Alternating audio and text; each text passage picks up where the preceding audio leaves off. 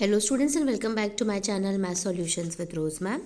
और आज की क्लास में हम करने वाले हैं डीओई की तरफ से दिया हुआ प्रैक्टिस पेपर 2023-24 का क्लास 9th का मैथमेटिक्स सेक्शन ए की वीडियो में ऑलरेडी अपलोड कर चुकी हूँ। आज हम सेक्शन बी इस वीडियो में सॉल्व करने वाले हैं, ठीक है। सो सेक्शन बी में जितने क्वेश्चंस हैं आज इस वीडियो में हम सॉल्व करेंगे। 80 मार्क्स का आपका पेपर आएगा 3 घंटे का। सो बेटे ये बहुत इंपॉर्टेंट क्वेश्चंस हैं, इनकी प्रैक्टिस आपको बिल्कुल 1 बाय 1 हर एक क्वेश्चन की करनी है और अपनी कॉपी में भी नोट डाउन करना है। सो स्टार्ट कर लेते हैं सेक्शन बी। उससे पहले आप सभी से रिक्वेस्ट है, प्लीज़ चैनल को सब्सक्राइब कर लीजिए और बेल आइकन को प्रेस करना मत भूलिएगा। सो सेक्शन ए यहाँ पर है, ये है 1 to 20 मल्टीपल्स चॉइस क्वेश्चंस। ये हम ऑलरेडी कर चुके हैं।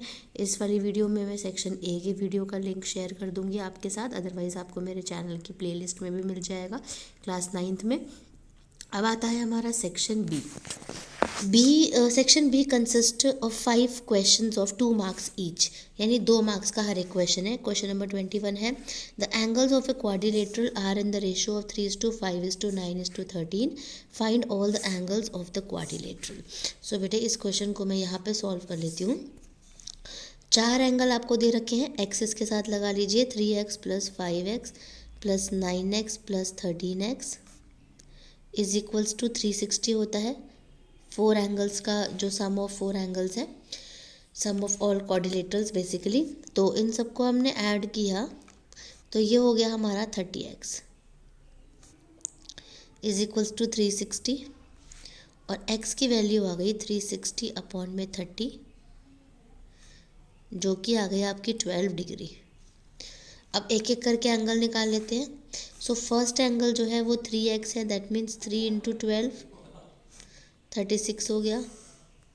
फिर दूसरा एंगल है 5x, 5 × 12 हो गया 60। तीसरा है 9x, 9 × 12 हो गया 108।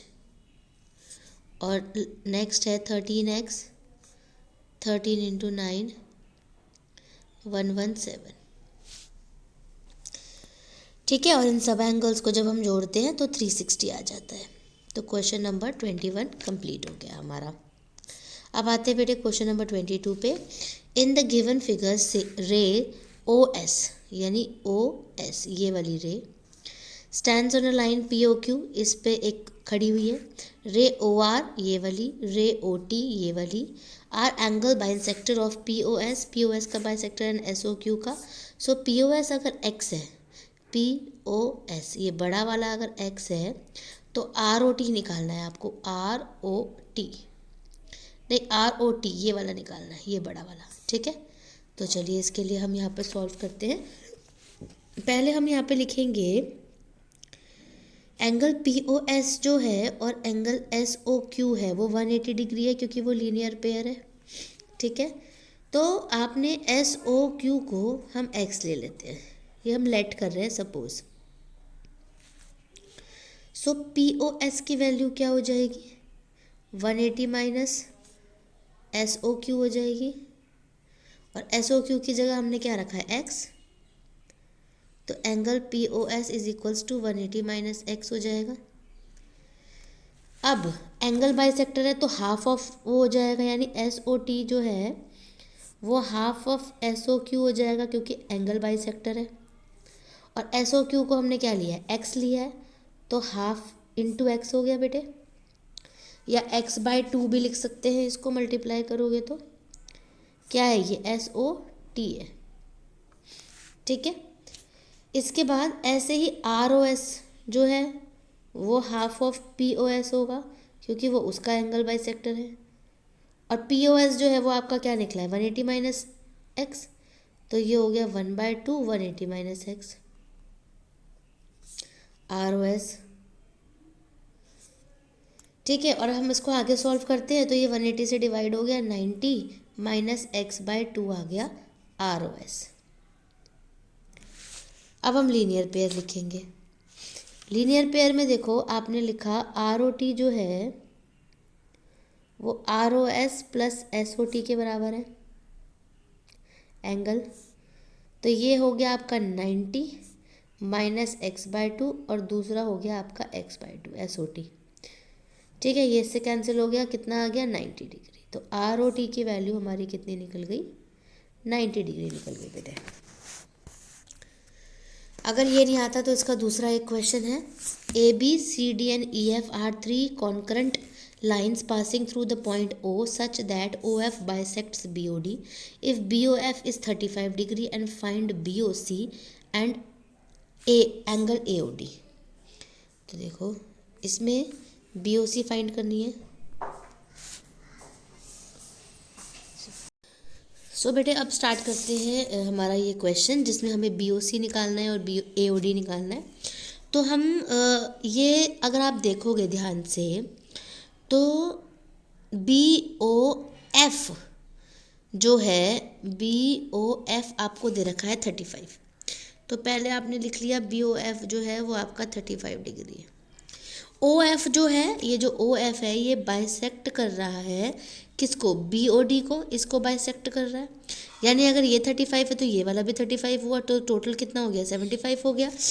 तो आप यहाँ पे लिख सकते हो कि जो BOD है वो 2 इंटू BOF है, तो 2 इंटू 35 हो गया, दैट मीन्स कितना हो गया 70 डिग्री। तो BOD निकल गया आपका 70 डिग्री। ठीक है, ये पूरा वाला। अब BOD किसके बराबर है, AOC के बराबर है, क्योंकि वर्टिकली ऑपोजिट एंगल है तो ये भी 70 डिग्री हो गया।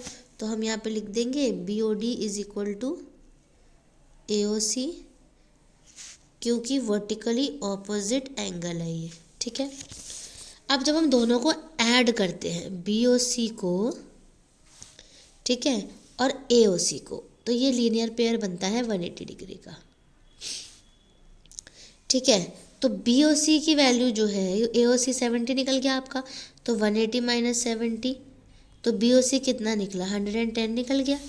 तो BOC हो गया आपका 110। एक बारी मैं आपको दिखाती हूँ, BOC ये हो गया आपका 110। तो AOD निकालना है, ये भी वर्टिकली ऑपोजिट एंगल है तो ये भी 110 हो गया।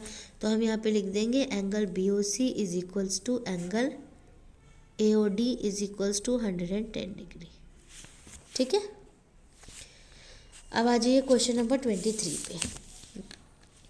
If a point C lies between two points A and B such that AC is equals to BC। एक लाइन बना लीजिए, यहाँ पर A हो गया, ये B हो गया, बीच में पॉइंट आ गया C, जिसमें हम बोल रहे हैं AC और BC बराबर है। Then prove that AC is half of AB, explain by drawing the figure. Figure तो हमने बना दी, अब हम इसको लिख लेते हैं। लिखेंगे कैसे बेटे, हमें दे रखा है AC is equals to BC है। ठीक है, ऐड कर लो both side, add AC on both sides, दोनों तरफ AC को ऐड कर लो।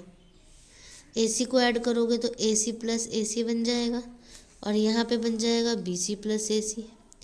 AC और AC मिलकर हो जाएंगे 2AC, और BC और AC हो जाएंगे AB। तो यहाँ से AC की वैल्यू क्या हो गई, हाफ ऑफ AB हो गई। तो यही तो प्रूफ करना था हमें, तो हमारा क्वेश्चन डन। अब आ जाइए, अगर ये नहीं आता तो राइट यूक्लिड फिफ्थ पोस्टुलेट। तो फिफ्थ पोस्टुलेट मैं यहाँ पर लिख देती हूँ, 23 का आंसर है ये। तो है if a straight line, if a straight line falling on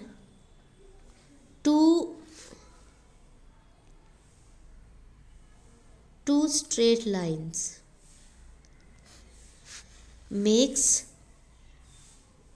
the interior angles, ये लिखते जाइएगा मेरे साथ साथ, makes the और याद भी करना है इसको, हमेशा फिफ्थ पोस्टुलेट आता है, angles on the same side of it together less than two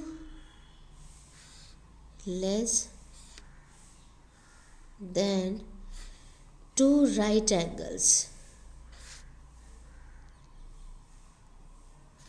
angles then the two straight line, the two straight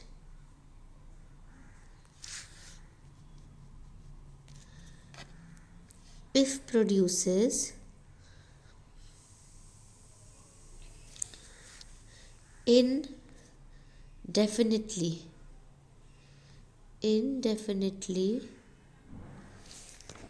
यहाँ तक हो गया, meet on that side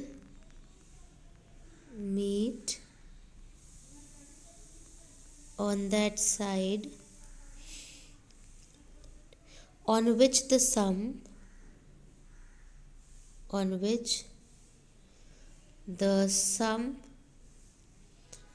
of the angles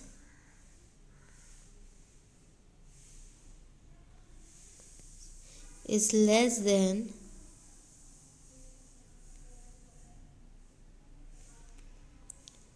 two right angles. खत्म।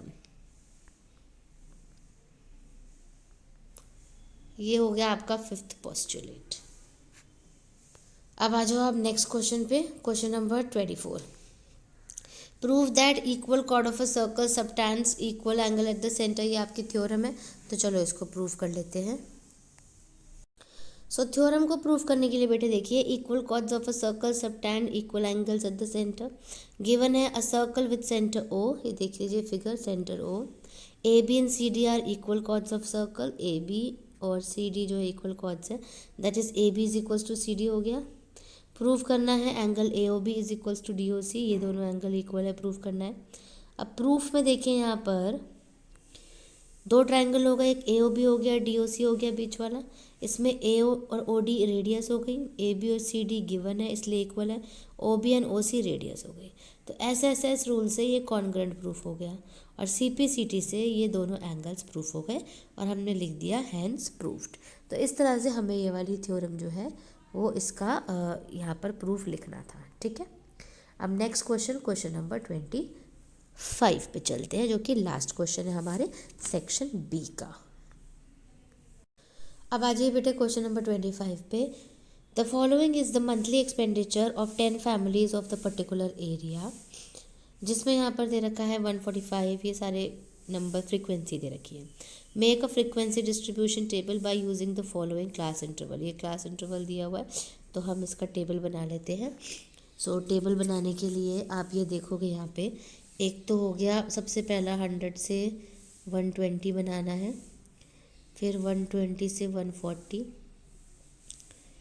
140 से 160, 160 से 180 और 180 से 200। ठीक है, 145 कहाँ आएगा, इधर।